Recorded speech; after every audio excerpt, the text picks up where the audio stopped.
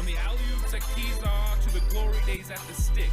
From who's got it better than us to brick by brick. It's always the 49ers way. From off-season to game day. Yeah, we talk back. It's the 49ers cutback.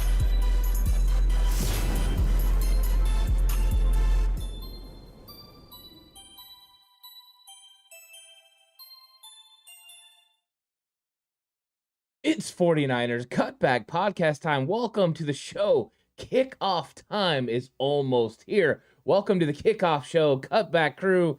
This is going to be so good. Thanks to everyone that's already in chat. And let's just have a conversation. You got questions, you got comments, leave them in chat. Let's get into it. But I do want to go through the inactives, who's inactive for this football game, what those things mean. But we're almost there. This is the most exciting time of the year. 49ers are one game away, 60 minutes from potentially getting to the Super Bowl. They have to dispatch the Philadelphia Eagles, but they have the talent, they have the coaching, they have everything you need to get where they need to go. So I'm really excited about it. And I want to say what's up to everyone that's already in chat. Jan, I bleed red and gold. Mr. Sinister, what's up? Ken in the house. Daryl, how's it going, Daryl? And Jay Ellie, what's up? And Jay Ellie says, got the new Cutback merch on and ready for this dub. Let's go. Let's go. This is going to be a fantastic episode, but let's talk a little bit, before about the injuries that are going to be going on here. And what's up, SG? How's it going? Mr. Corey in the house. But the 49ers, went ahead and listed their inactives for the game. Notable players on this list have to start with Elijah Mitchell. Well, Elijah Mitchell been dealing with the groin all week long. I kind of thought maybe he would have a chance to play. I got a little bit more worried when he didn't go through walkthroughs on Friday, and now he's not going to be playing. So Elijah Mitchell won't be playing. They elevated Tevin Coleman. So Tevin Coleman will be in the mix, and I'll tell you why. Because Tyron Davis-Price is also inactive. So the 49ers are rolling with Christian McCaffrey, with Tevin Coleman, and then with everyone's favorite guy, JP, Jordan Mason. So that's how the running back room is going to look. And the other scratch is Jimmy Garoppolo, of course, dealing with the foot. Ambry Thomas dealing with the ankle. But the rest of the guys were healthy scratches. Nick Zakelj, Ross Dwelley, Drake Jackson. So Jackson not going again. I kind of figured that with the fact you're going to have to play the run this week. You're going to have to play the read option. They were going to make sure that they had a guy who they felt really comfortable playing the edge. I think next year Drake's a beast and Drake plays all the time. I just think this is he's learning how to play within this defense. So they want to go with an interior defensive lineman and with bigger edge rushers right now. I think Drake eventually will be there, but interesting that Tyron Davis-Price isn't the choice. It's Tevin Coleman, Kyle Shanahan deciding that, I'm rolling with the cat that I know, and that's what's important about having these guys on your practice squad, that you can use them. So it's going to be so much fun. And Jan says, hit that like button. Yeah, hit the like button. I really appreciate it. I'll kick it out to everybody. And you know what? This game is one of those ones where we've heard all the talk, right? I mean, you started hearing all of it. What's up, Steve-O Supremo? Says Ward and AJ getting into it. Oh boy, it's going to be a fun matchup right there. Those two are going to be battling the entire time. Physicality is the name of the game. And both of those two guys are the toughest. And Ben says Mitchell is out. Mason starting. No, Christian McCaffrey is going to start. And if I had my guess, Tevin Coleman will be out there in normal situations that are like passing situations if Christian McCaffrey needs to come out. I think Jordan Mason will get more carries in this game than normal. But I do think that Kyle Shanahan trusts Tevin Coleman. We've seen Coleman play well this year. I wish that this was the Carolina Panthers and not the Philadelphia Eagles, because for whatever reason, from 2019 to this year, Tevin Coleman handles Carolina. He just dominates. So, but we're going to get Tevin Coleman mixed in there some. And I do think they're going to give Jordan Mason some carries. And if Mason can get it going, his physicality could definitely wear down the Eagles defense. But how will the rookie respond? I think Kyle, the reason he goes with Tevin instead of TDP as the third running back is he just has the trust factor. He knows all the protections. He's got a lot of chemistry. It was going to be fun. So I'm excited. And Steve-O says it was actually Jimmy Ward starting it. Interesting. Ward getting into it. Daly says CMC Debo, then situational with Mason and Coleman. I like that. I think you're right. I think Debo's going to have a big impact in the passing game, the running game, all of it. And what's up, Google account? How's it going? So let's get this dub. I'm with you. What's up, Cyrus? Says, let's go TCC. Welcome to chat, Cyrus. Traffic in the house says, let's go TCC. Let's go 49ers. So, I think those are the big things. Interesting wise, with Elijah Mitchell, you never had to worry, can he do everything? He could be a battering ram in the middle. He could run on the edge. He could run the toss plays. I mean, they came out and said this week, they called him Drano his rookie season because he always seemed to find the hole. And I think that, he runs with such physicality as well that he finishes a lot of runs. So this is a loss for the 49ers. Are they well equipped to handle it? Yes, because Jordan Mason can handle the physicality part. I wonder about Jordan Mason getting on the edge, running the outside zone, running the toss play. But I think you're going to get a heavy workload for Christian McCaffrey, like JLE brought up for Deebo Samuel. Deebo can handle that role, especially in an NFC Championship game. This isn't week 10 where you have to worry about his workload and CMC's workload. They're going to have 2 weeks to get prepared for the Super Bowl. So you go out there, you do everything you can to win the football game. I'm sure Kyle Shanahan had a pretty good idea of whether Elijah Mitchell was going to be able to go and had a preparation in case he couldn't. So I think this is one of those things where it does change the game a little bit, but maybe, just maybe, getting Deebo in some extra situations, there could be some more dynamic plays. We've seen Deebo do it in the past. We'll see if he can do it in this game. And I do think this game, there's a big emphasis on getting the outside zone going and making Philadelphia run horizontally. So toss plays, things outside where their defensive line has to turn and run, will really be there. So let me see if I can bring up the injury report for the. Yeah, I'm not seeing it here. I had it earlier. Let me just pull out the phone. I have it on the phone, so let me just pull out the phone and I'll bring it up. Right now on the injury report, the inactives for the Philadelphia Eagles. They've got backup quarterback Ian Book. Safety Anthony Harris, who that's been all year. Linebacker Kyron Johnson. Cornerback Josiah Scott. Former 49ers running back Trey Sermon. And then guard Josh Sills. And Sills has been hurt all year as well. So they only have 6 that are healthy or that are scratches in this football game. And so, pretty much they're going out there with their stud group.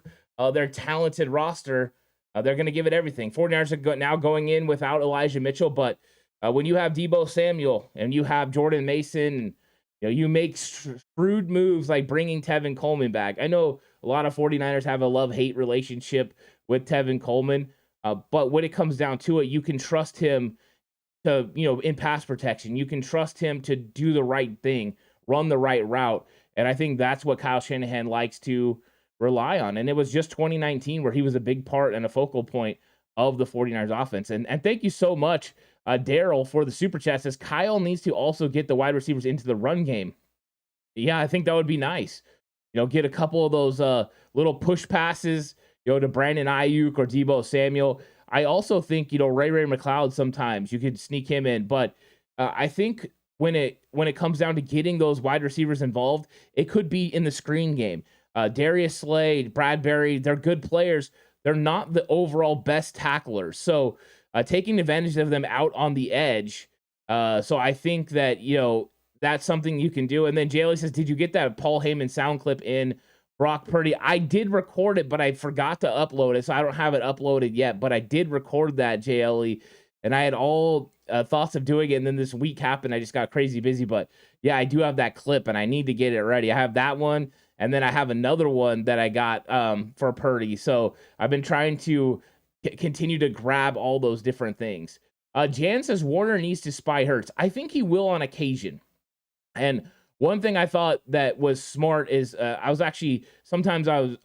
the show with John Chapman, and he was talking about them running, some of their guys running hook to curl, well, that's their linebackers, and then being able to read and, somewhat spy Jalen Hurts. I think you have to be careful about putting a spy on him consistently, because if you put a spy like Fred Warner, and I'm wearing the Warner jersey, but you put him on a spy on Jalen Hurts, you lose him in coverage, which means then you have some sort of a weakness out there where you may not have needed it, right? If the defensive line plays their role or you bring somebody in a blitz, you might need Fred out there. So I get the whole spy thing. I think it's got to be a concerted effort by multiple players, especially 49ers that are in zone coverage, to watch him, and then defensive line to keep their rush lane integrity. And we got a super chat from Jess. Thanks so much, Jess, with a super chat. Says, can't wait for this game. Let's go, Niners. See you all back here after the 49ers win. Love that. A great super chat right there from Jess. Really, really appreciate it. And Anonymous says Bosa equals safety. Anonymous is on that safety. Yeah, if they can get the Eagles backed up, and Mitch Wisnowski get a solid punt like that, and be able to get to Jalen Hurts in the backfield, that would be huge. It would be really huge. Mr. Corey says, no Elijah Mitchell. I'm shocked we're still winning. Yeah, no Elijah Mitchell. It's been like that all year, right? The 49ers are definitely able to withstand the Elijah Mitchell injury. It's unfortunate. The dude just isn't able to stay healthy. I was hoping he'd stay healthy for this stretch run of the playoffs. Not the case.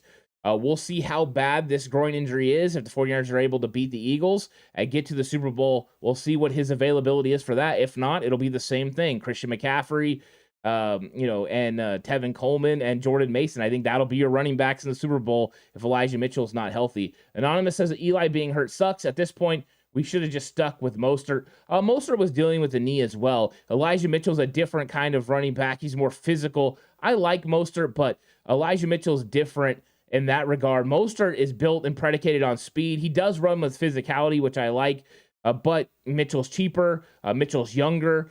Both have injury histories. Let's go with the young cat who plays with such physicality. I think that's how I'm going to do. And Ben says, why aren't we doing bubble screens as much? I think teams have been coming out and trying to take them away. So a lot of times you come out in those RPO or screen looks and you want to get a number. So if you get a 2-on-2 or a 3-on-3, you want to get the ball out in the screen. If you get matchups where it's 3-on-2, you got to go a different route. And a lot of times, because it's Debo out there, what they like to do is they like to bring 3. So 2 up close and then 1 behind vertical to be able to negate what the 49ers want to do, even screen-wise or even with their route combinations.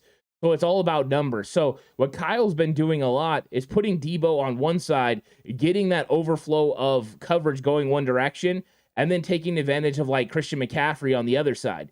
So that's part of the reason those have been taken away. If the Eagles, give the 49ers the numbers, they will definitely take it. And I think that could be a big part of this game. If you're able to get quick screens, we saw it against Los Angeles last year in the NFC Championship game. Debo can house call those. We've seen it from Brandon Ayuk in his rookie season just against the Eagles, jumping over someone. You can see that. So I think that's how you handle it. Perks says, I'm a Leeds fan. Your owners are part ownership. Good luck. Don't know what that means. JLE says going to be 6 times. Right? Get a little spin of Rooney action going there. I love that, JLE. Ken says, regardless of Mitchell, we still having that talent advantage. Even without Mitchell, it's still a really good running back room. Jordan Mason coming onto the scene is huge. And then you just throw in number 19, Debo Samuel. He's a great equalizer. Last year, he was the one that got it going against, the Rams, against the Cowboys. I mean, he's a beast, and we can't forget that. He's healthy. And Mr. Course is not going to lie, Ant. This Elijah Mitchell injury sucks. It does. Not a huge fan of it.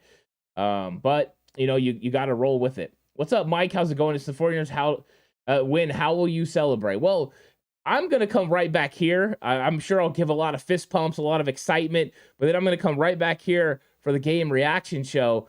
So it's kind of like just work for me. I just get right back to it and start talking with all of you in chat. I love celebrating with all the fans here. All of us are together just celebrating. It'll be a lot of fun. And I think that, I'll just be excited they're going to the Super Bowl and just sharing all that with you guys. And then after that's over, I'm going to go watch the other game. So that way I can see who the 49ers are going to play. And will it be the Bengals for the 3rd time? Will it be, the Kansas City Chiefs for a 2nd time?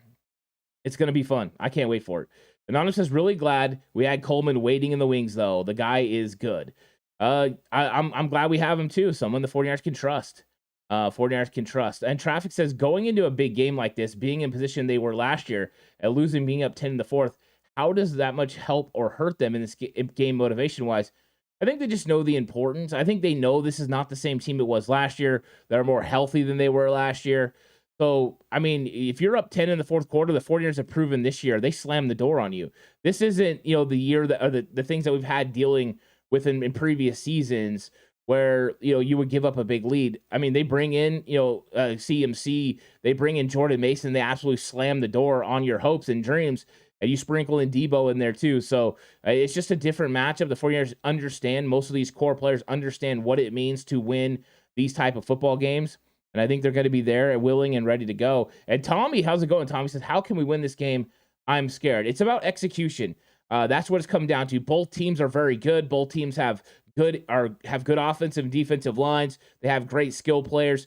It's all about when their coach puts them in a certain situation, executing that.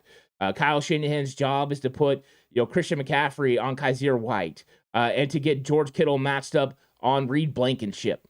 Those are key matchups in this game. And if he can find ways to get those things locked up, all the while establishing a run game, that's how you win. If the 49ers establish a run game and they win the time of possession and win the turnover battle, they win this game. And the 49ers definitely have an advantage in turnovers.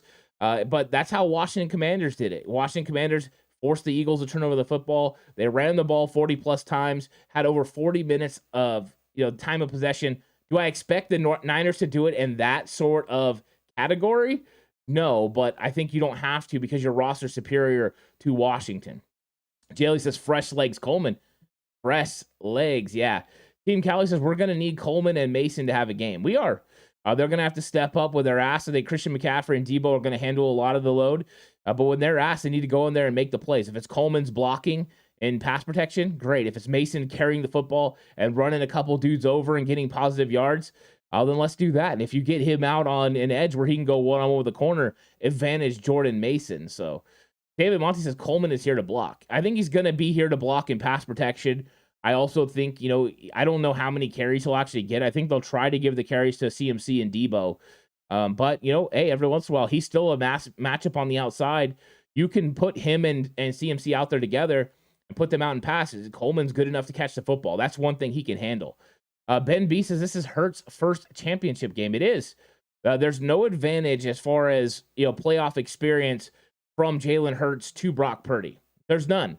So it's going to be about who handles the situation the best. I'm sure there's going to be some nerves for Hurts early on in this game, especially with the crowd. He's going to be pumped up. He's going to be fired up. He's going to want to make plays.